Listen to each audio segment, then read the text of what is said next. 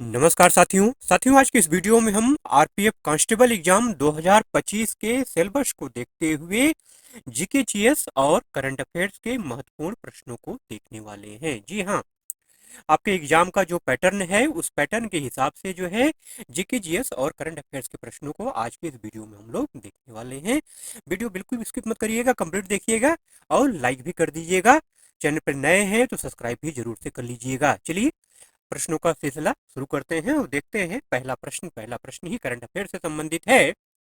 खेलो India winter game 2024 में कौन सी team पहले स्थान पर रही? इसका जो राइट आंसर है वो है आर्मी। ठीक है, बात यहीं से कंप्लीट नहीं होती है, यहाँ से कई प्रकार के क्वेश्चन बनते हैं, पदक पूछे जाते हैं, किस जगह हुआ ये पूछा जाता है। ठीक है, देखिए 24 फरवरी को जम्मू कश्मीर के बारामूला जिले में स्थित गुलमर्ग में खेलो इंडिया विंटर गेम्स के दूसरे संस्करण का समापन हुआ। ये महत्वपूर्ण बात ध्यान देने की है, ये खेलो इंडिया विंटर गेम्स का दूसरा संस्करण था 2024 में। ठीक है, 21 फरवरी को शुरू हुआ 5 दिवसीय इवेंट में 13 राज्यों के 8 से ज्यादा खिलाड़ियों ने हिस्सा लिया था।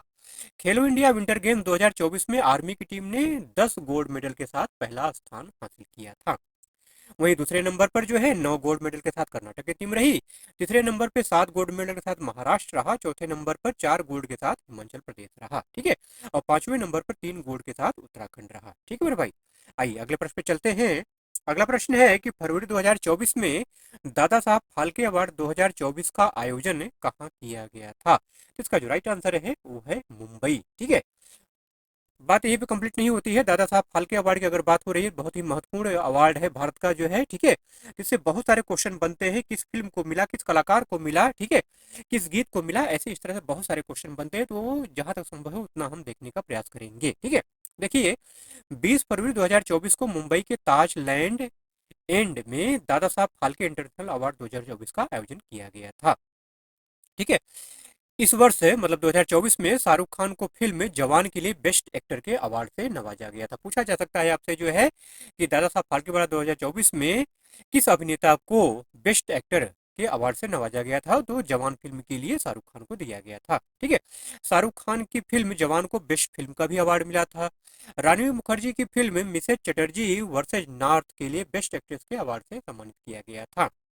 बॉबी देओल की फिल्म एनिमल के लिए best actor in negative role का अवार्ड मिला था उनको। ठीक है, संदीप रेड्डी बांगा ने बेस्ट डायरेक्टर अवार्ड अपने नाम किया। सैम बहादुर में अपने दमदार अभिनय के लिए विक्की कौशल ने बेस्ट एक्टर का मतलब क्रिटिक्स में अवार्ड जीता था।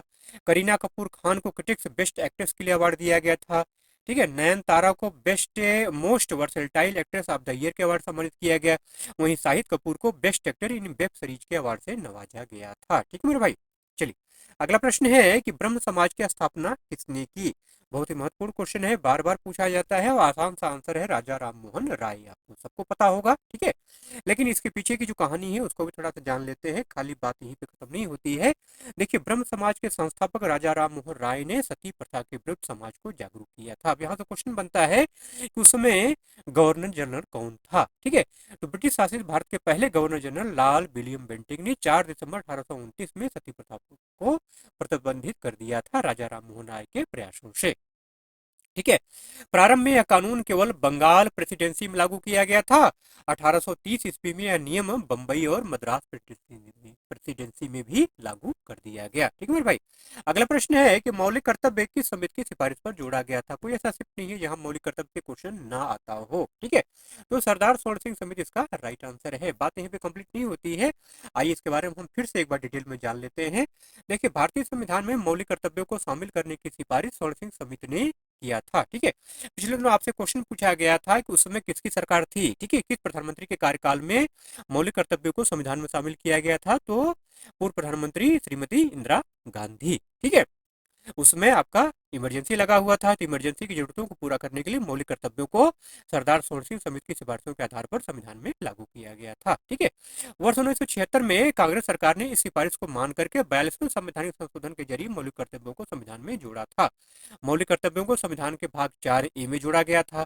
मौलिक कर्तव्यों का जिक्र संविधान के अनुच्छेद 51A में है। ठीक है, ध्यान रखना है आपको। ठीक, मूल संविधान में मौलिक कर्तव्यों की सूची नहीं थी। ठीक है, तो जाहिर सी बात है, अभी बता रहे हैं आपको 1976 में जोड़ा गया ना। ठीक है, वर्ष 2002 में 86वां संवैधानिक संशोधन किया गया, उसके जरिए 11वां मौलिक कर्तव्य जोड़ा गया। अच्छा, यहाँ से क्वेश्चन बहुत महत्वपूर्ण बनता है कि मौलिक कर्तव्यों का विचार किस देश के संविधान से प्रेरित है, तो रूस के, ठीक है, सोवियत रूस। ठीक, अब आपसे हम थोड़ा बात कर लेते हैं मौलिक कर्तव्यों के बारे में, कौन कौन से वो 11 मौलिक कर्तव्य हैं। ठीक है, पहला अगर बात करें तो संविधान का पालन करना, उसके आदर्शों, संस्थाओं, राष्ट्रीय ध्वज तथा राष्ट्रीय गान का सम्मान करना। दूसरा है स्वतंत्रता के लिए राष्ट्रीय संघर्षों को प्रेरित करने वाले महान आदर्शों को सजोना और उनका पालन करना। तीसरा है भारत की संप्रभुता, एकता और अखंडता को बनाए रखना और उनकी रक्षा करना। चौथा है देश की रक्षा करना और आह्वान किए जाने पर राष्ट्रीय सेवा करना। पांचवा है धर्म, भाषा और क्षेत्रीय विविधताओं से भरे भारत के सभी लोगों में सद्भाव और समान भाईचारे की भावना का प्रचार करना। तब महिलाओं की गरिमा के लिए अपमानजनक प्रथाओं का त्याग करना। छठवां है देश की समृद्ध विस्तृत संस्कृति की विरासत को महत्व देना और उसका संरक्षण करना। सातवां है वन, झील, नदी और वन्य जीवों सहित प्राकृतिक पर्यावरण की रक्षा करना और उसमें सुधार करना तथा जीवों के प्रति दया भाव रखना। आठवां है वैज्ञानिक दृष्टिकोण, मानवतावाद, खोज और सुधार की भावना का विकास करना। नौवां है सार्वजनिक संपत्ति की रक्षा करना तथा हिंसा का त्याग करना। दसवां है व्यक्तिगत और सामूहिक गतिविधि के सभी क्षेत्रों में उत्कृष्टता का निरंतर बढ़ने का प्रयास करना ताकि राष्ट्र निरंतर उच्च प्रयासों और उपलब्धियों के लिए के नए स्तरों तक पहुंचे। और 11वां और सबसे महत्वपूर्ण है कि अपने 6 से 14 साल के आयु के बीच के बच्चों को या आश्रितों को शिक्षा के अवसर प्रदान करना, जो कि 2002 में 86वें संवैधानिक संशोधन अधिनियम के द्वारा जोड़ा गया था। ठीक है मेरे भाई, चलिए अगले प्रश्न की बात करते हैं कि आखिरी पंचवर्षीय योजना कब से कब तक चली थी। पंचवर्षीय योजना के ऊपर भी क्वेश्चन हर शिफ्ट में लगातार बनता है, तो 2012 से 2017 इसका राइट आंसर है। ठीक है, देखिए ये आखिरी पंचवर्षीय योजना कौन सी थी, 12वीं पंचवर्षीय योजना, जो कि 2012 से 2017 तक चली। भारत सरकार द्वारा अंतिम पंचवर्षीय योजना थी। इसमें 8.2% की विकास दर हासिल करने का लक्ष्य रखा गया। हालांकि राष्ट्रीय विकास परिषद ने बाद में 12वीं योजना के लिए 8% की वृद्धि दर को मंजूरी दी थी। इसका जो उद्देश्य था तेज, अस्थायी और अधिक समावेशी विकास। अब यहाँ से क्वेश्चन एक और बनता है कि आखिरी पंचवर्षीय योजना के बाद, मतलब पंचवर्षीय योजना का हुआ क्या, उसके बाद क्या हुआ। उसके बाद जो है 2015 में एनडीए सरकार ने नीति आयोग का गठन किया। वर्तमान में नीति आयोग देश के लिए योजनाएं बनाता है। अगला प्रश्न है कि विश्व की पहली वैदिक घड़ी का उद्घाटन प्रधानमंत्री श्री नरेंद्र मोदी ने कहाँ किया। करंट अफेयर का क्वेश्चन है। इसका जो राइट आंसर है वो है उज्जैन। ठीक है, मध्य प्रदेश के उज्जैन में। ये मोदी ने उज्जैन में विश्व की पहली वैदिक घड़ी का उद्घाटन किया। ठीक है, वैदिक घड़ी पूर्ण रूप से डिजिटल है, जिसमें 1 घंटा 48 मिनट का होगा और एक दिन में 24 नहीं बल्कि 30 घंटे होंगे। ठीक है मेरे भाई, महत्वपूर्ण बात है, इसको ध्यान रखना है। अगला प्रश्न है कि कॉमनवेल्थ गेम्स 2022 में भारत को पहला गोल्ड मेडल किस खिलाड़ी ने दिलाया था। इसका जो राइट आंसर है वो है मीराबाई चानू। बार बार क्वेश्चन रिपीट होता है। ठीक है, star weight lifter Mirabai Chanu ने 49 किलो भार वर्ग में गोल्ड मेडल जीता था। उन्होंने स्नैच में 88 किलो और क्लीन एंड जर्क में 109 किलोग्राम का भार उठाया था। इसमें उन्होंने कुल 197 किलो वजन उठाकर गोल्ड मेडल अपने नाम किया। मीराबाई ने लगातार दूसरी बार कॉमनवेल्थ गेम्स में गोल्ड जीता है। उन्होंने 2018 में गोल्ड कोस्ट कॉमनवेल्थ गेम्स में भी सोना जीता था। मीराबाई 1 साल पहले टोक्यो ओलंपिक का भी गोल्ड अपने नाम कर चुकी हैं। ठीक है मेरे भाई, अगला प्रश्न है क्वेश्चन नंबर 8। मौलिक कर्तव्य की बात होगी तो मौलिक अधिकार की बात न की जाए तो वीडियो अधूरा रह जाएगा। मौलिक अधिकारों का वर्णन संविधान के किस भाग में है। इसका राइट आंसर है वो है भाग 3। आप सभी लोग इस आंसर से वाकिफ होंगे।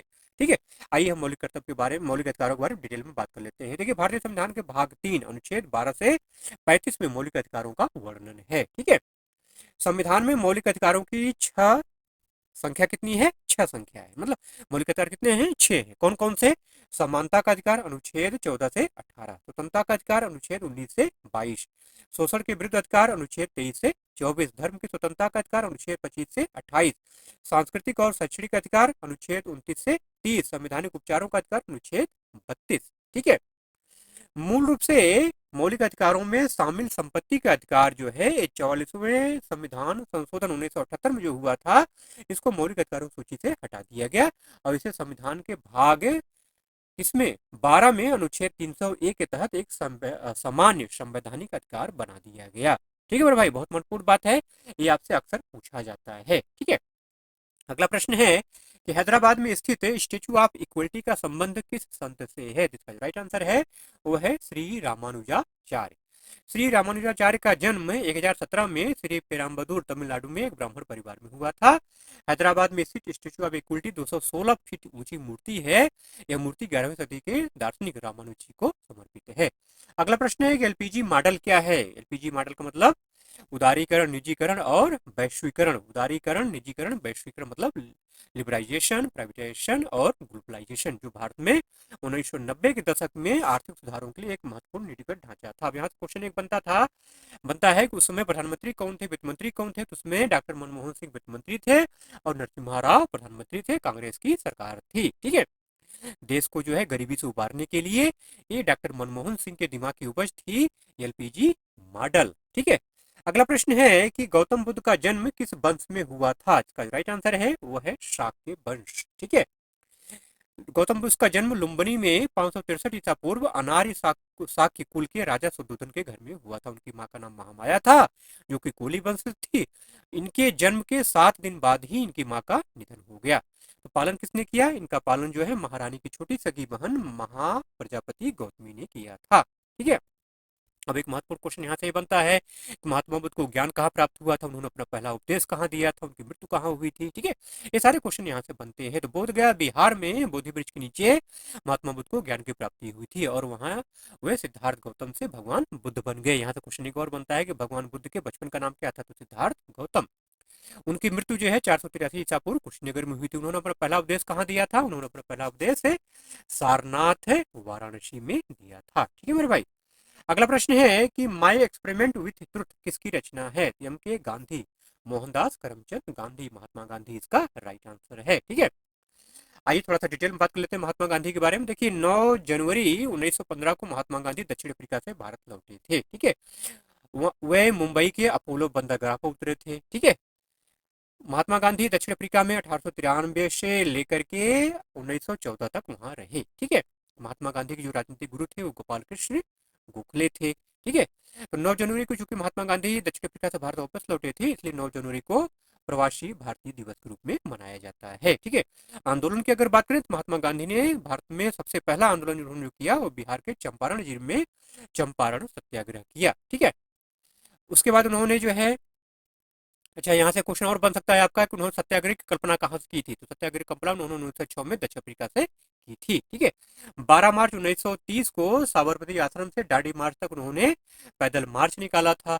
इस मार्च को आप डांडी मार्च, नमक सत्याग्रह या डांडी सत्याग्रह के नाम से भी जाना जाता है। इसके बाद उन्होंने खेड़ा आंदोलन किया था 1918 में गुजरात के खेड़ा गांव में। ठीक है, असहयोग आंदोलन 1920 में, भारत छोड़ो आंदोलन 1942 में। ये महत्वपूर्ण आंदोलन है महात्मा गांधी के द्वारा जो किए गए, इनको आपको ध्यान में रखना है, बार बार क्वेश्चन अलट पलट के पूछा जाता है। अगला प्रश्न है कि सूर्य प्रसाद का संबंध किस घराने से है? जिसका राइट आंसर है लखनऊ घराने से।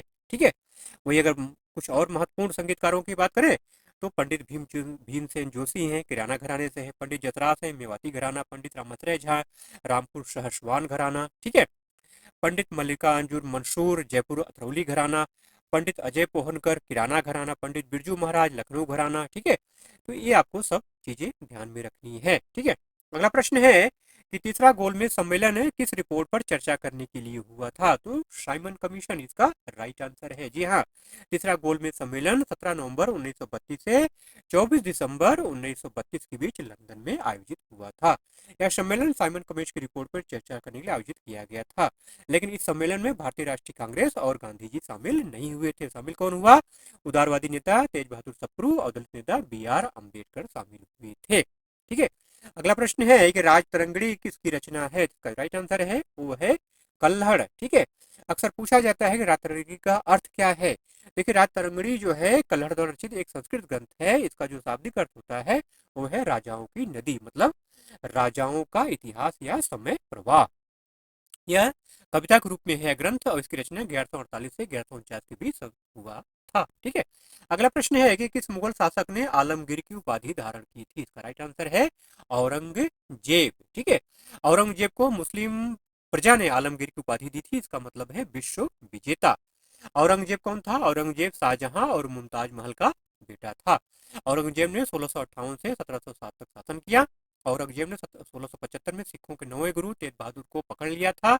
औरंगजेब ने फतवासी आलमगीरी का संकलन किया था। औरंगजेब को जिंदा पीर या जीवित संत भी कहा जाता है। कई बार एमटीएस में ये एसएससी एमटीएस में क्वेश्चन पूछा गया है कि जिंदा पीर या जीवित संत किसे कहा जाता है, तो औरंगजेब। ठीक है, अगला प्रश्न है कि 1191 में कौन सा पहला युद्ध हुआ था? इसका जो राइट आंसर है वो है तराइन युद्ध। तराइन युद्ध के ऊपर क्वेश्चन है, बार बार जो है आपका यूपीएससी में पूछा जाता है। ठीक है मेरे भाई, इसको आपको ध्यान में रखना है। ठीक है, यह युद्ध जो है मोहम्मद गोरी और पृथ्वीराज चौहान के बीच में लड़ा गया था। इस युद्ध में राजपूतों ने जीत हासिल की थी। इस युद्ध को तरौरी का पहला युद्ध भी कहा जाता है। ये हरियाणा में है। ठीक है, अगला प्रश्न है कि लिंगराज मंदिर कहाँ स्थित है? लिंगराज मंदिर उड़ीसा के भुवनेश्वर में स्थित है। भुवनेश्वर जो कि उड़ीसा की राजधानी है। ठीक है, यह भगवान शिव को समर्पित है। यह मंदिर है कलिंग वास्तुकला में बना हुआ है। मंदिर केवल देवल शैली में बना हुआ है। ठीक है मेरे भाई, अगला प्रश्न है कि सर्वप्रथम भगवत गीता का अंग्रेजी में अनुवाद किसने किया था? इसका राइट आंसर है वह है चार्ल्स विल्किंस। उन्होंने 1785 में गीता का संस्कृत से अंग्रेजी में अनुवाद किया था।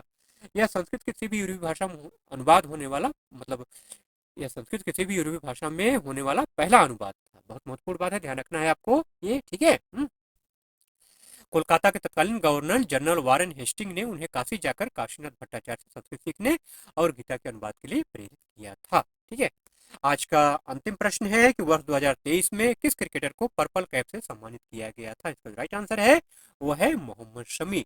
बात यहीं पे कंप्लीट नहीं हो जाती है, आइए थोड़ा सा और डिटेल में बात कर लेते हैं। ठीक है, देखिए वर्ष 2023 में आईपीएल में गुजरात टाइटंस के तेज गेंदबाज मोहम्मद शमी को पर्पल कैप से सम्मानित किया गया था। उन्होंने 17 मैचों में 28 विकेट लिए थे।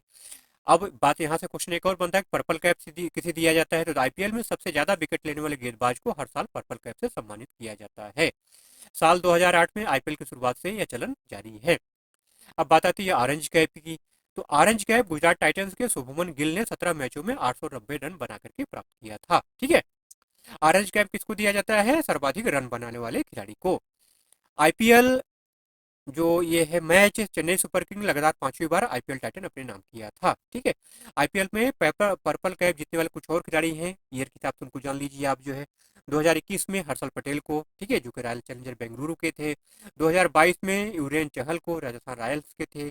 और 2020 में कगिसो रबाडा जो कि दिल्ली कैपिटल से संबंधित खिलाड़ी थे, उनको ये क्या पर्पल कैप दिया गया था। ठीक है मेरे भाई, चलिए इन्हीं प्रश्नों के साथ आज के वीडियो का एंड करते हैं। वीडियो अगर अच्छा लगा मेरे भाई तो जाते जाते एक लाइक जरूर से कर दीजिएगा, और चैनल पर अगर नए हैं तो सब्सक्राइब करके बेल आइकन को जरूर से ऑन कर लीजिएगा।